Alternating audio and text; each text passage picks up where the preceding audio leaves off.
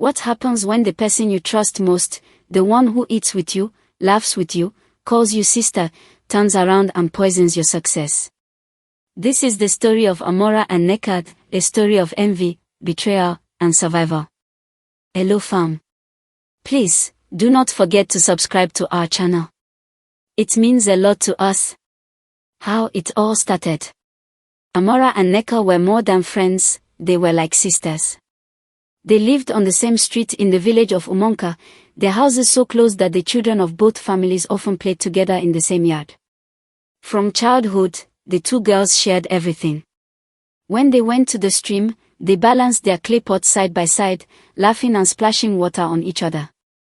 When they were hungry, they ate from the same plate. At night, during sleepovers, they squeezed themselves onto one mat, whispering secrets until they drifted off to sleep. If Amora had food, Neka ate with her. If Neka had clothes, Amora wore them. Even their mothers treated them like daughters from one womb. Everyone in the village admired their closeness. Elders would shake their heads with smiles and say, "These two are inseparable. Nothing can come between them." As children, they promised each other, "We will grow together. We will succeed together. We will never leave each other behind." But time has a way of testing promises. When they grew older, their lives began to move in different directions. Amora, the quieter of the two, was hardworking and gifted with her hands. Her late aunt, a tailor, had taught her how to sew. At first, it was small things, patching torn wrappers, sewing simple skirts. But Amora's hands were blessed. With time, she could turn the cheapest fabric into something fine. Soon, women from neighboring compounds came to her with their cloth, living with gowns that made them feel beautiful. Her name started to spread. Neka, on the other hand, was lively and outspoken. She started selling food at the market, beans cake, fried yam, rice in small plates. She worked hard too, but her business grew slowly. Some days she sold everything, other days she came home with half her food untouched. Still, she smiled and told herself things would get better. On the outside, nothing had changed. The two still walked together to the stream, still sat together during village meetings, still called each other sister. They laughed as they always had. But secretly, something had begun to shift in Neka's heart. Each time Amora received praise, or "Amora, your hands are golden," or "This girl will go far with her sewing," Neka would smile, but inside, her chest tightened. She began to compare. At night, while lying on her small wooden bed, Neka thought quietly, "Why does her star shine brighter than mine? Why is she moving forward while I remain in the same place?" She never spoke these thoughts aloud. Not yet. But in the silence of her heart, envy had already taken its first small step. Life changed the day Madame Rose, a rich trader from the city, walked into Amora's small tailoring shop. Amora had just finished sewing a bright yellow gown for one of the village women. The woman was so happy that she danced in the street, praising Amora's name.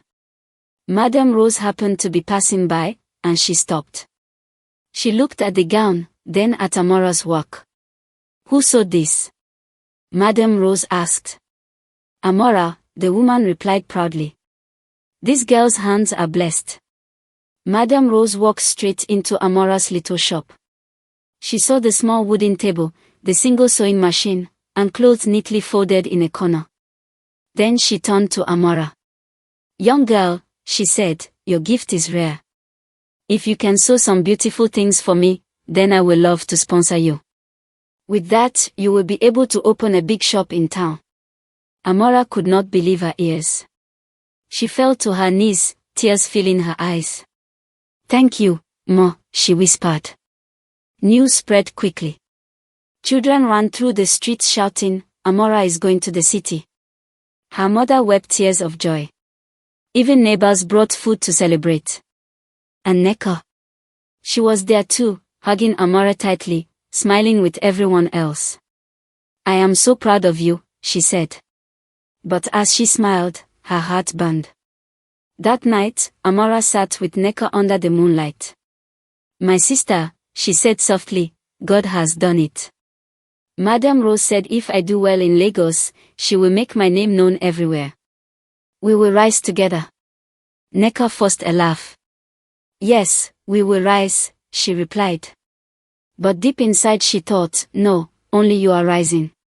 I am still here, selling beans, cake and rice that sometimes no one buys. How long before you leave me behind? Days passed, and Amora's blessings grew. Women brought her more clothes to sew. Madame Rose sent expensive fabrics from the city. Amora began to earn money, enough to start buying things for her mother, pay her brother's school fees, and even give Nneka free dresses.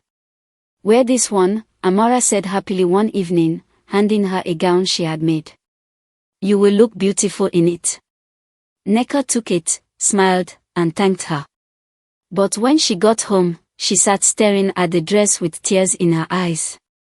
Why her, she thought bitterly. Why is it always her? The villagers praised Amora daily.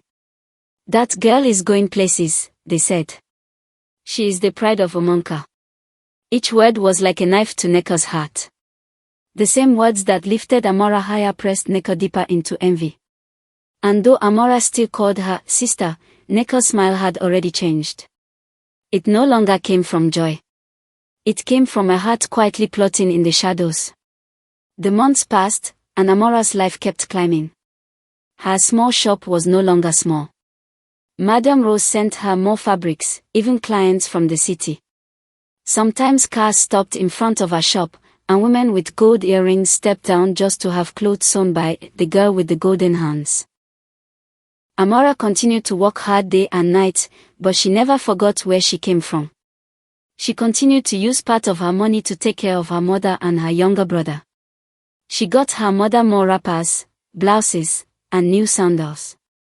She continued to pay her brother's school fees before the term even started. She never stopped supporting Nneka.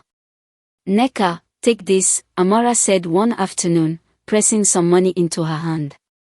Add it to your food business. I want us to grow together. Nneka smiled and took it. But when she got home, she threw the money on her bed and burst into tears. She is helping me now as if I am her child. Me, Nneka. Soon she will forget me completely. People only talk about Amora. Nobody sees me anymore. It got worse when Madame Rose brought an invitation from Lagos. Amora, you will travel next month, she said. There is a fashion competition. If you win, your name will be everywhere. You will never struggle again. The village erupted in joy. Women danced. Men clapped. Children sang her name in the streets. Even the elders blessed her openly. But Nneka could not bear it. She smiled on the outside, but inside her chest burned like fire. That night, Amora came to her with excitement. Nneka, my sister, can you believe it? I will travel to Lagos. Pray for me. If I win, my life will change forever. Nneka hugged her tightly, but her eyes were cold. Yes, pray for you, she whispered, though in her heart she thought, if you win, then I will be nothing. Nobody will ever see me again. I cannot let this happen. That was the night the seed of envy turned into poison. She sat on her bed long after midnight, her hands shaking, her face hard. If she does not go, she cannot rise above me. If she cannot rise above me, then we will still be equal. I must stop her. She must not travel. And for the first time, she began to plan not as a sister, not as a friend, but as an enemy in disguise. The evening before Amora's journey, the whole compound was alive with joy. Neighbors came to wish her well. Her mother sang softly as she packed her daughter's clothes. My child will enter the city tomorrow, she said proudly. The world will hear her name. Amora's heart was full. She moved around the house, preparing her sewing samples, smiling at everyone. This is the chance of a lifetime, she told her mother. That same evening, Nneka appeared at the door carrying a small pot of soup and gari wrapped in a cloth. Her smile was warm, her voice soft. Amora, my sister, she said, you will travel tomorrow. I thought to cook for you. Eat well tonight so you will have strength for the journey. Amora's mother clapped her hands. What a good friend. God will bless you, Neka. No one suspected anything. But Chisholm, the little boy who often fetched water for Amora, had seen something earlier. He was playing by the back of Neka's house when he noticed her crouched beside the pot, pouring something into the soup from a small bottle. He froze in fear, then ran home.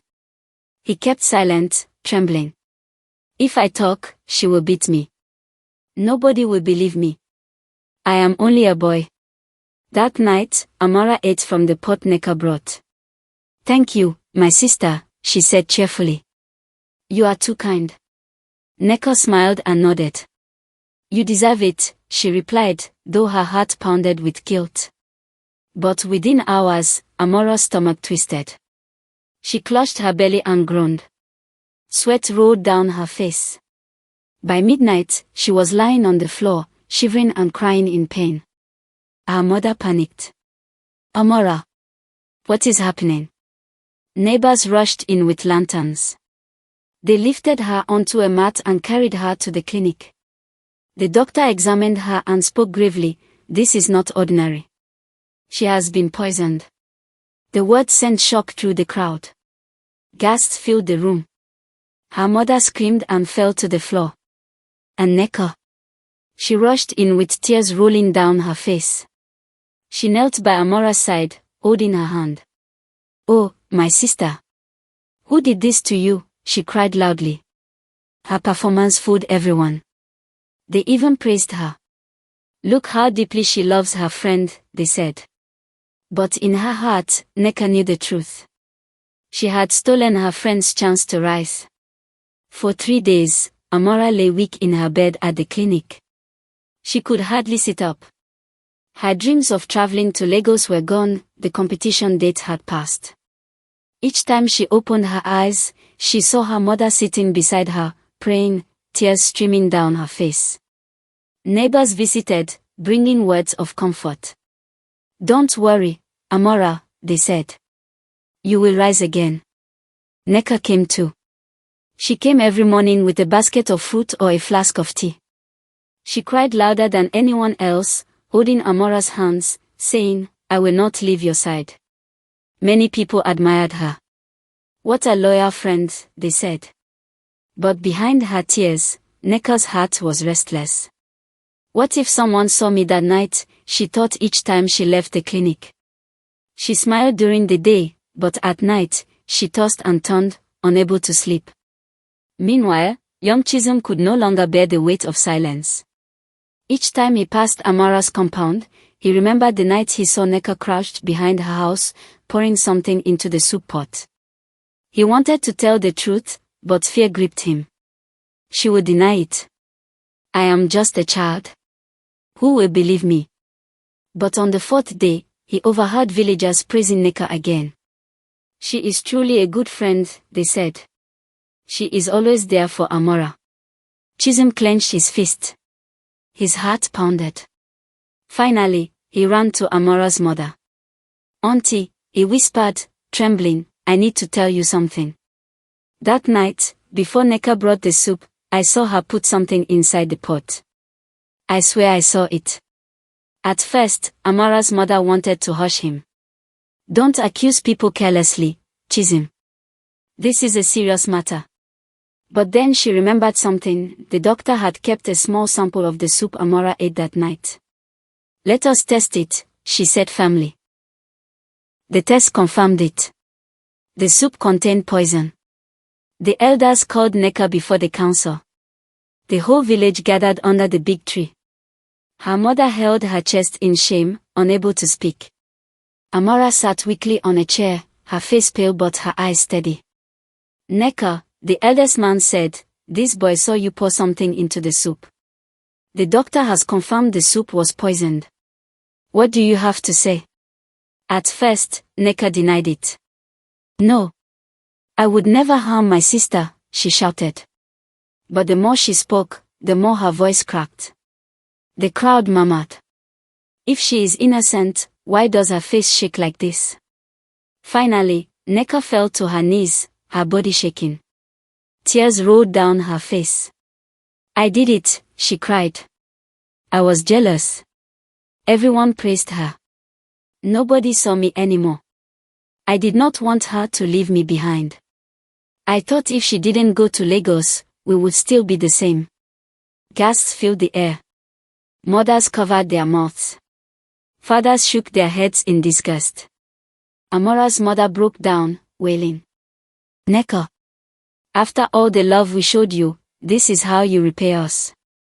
Amora sat in silence, her eyes full of tears, not only from the pain of betrayal, but from the death of a friendship she once thought unbreakable. The village that once admired Nneka now turned their backs on her.